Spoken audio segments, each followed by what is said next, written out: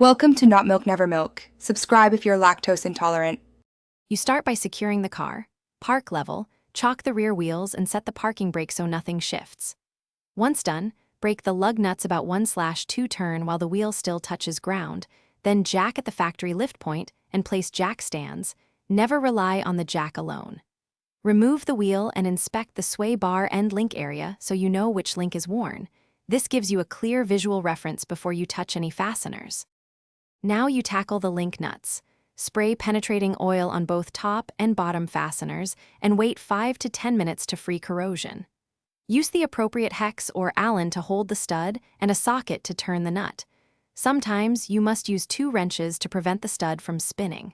Once nuts are out, remove the old link, note orientation and any washers. Make sure the replacement matches length and bushing style, so suspension geometry stays correct when reinstalled. Install the new stabilizer link in the same orientation, hand thread both nuts first so alignment stays true, and then torque to the vehicle maker's spec using a calibrated wrench. Once torqued, lower the car to the ground and retorque to account for suspension settling.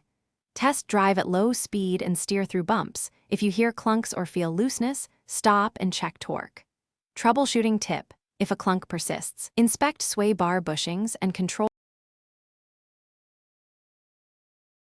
Thanks for watching. If this was helpful, leave a like and consider subscribing. See you next time.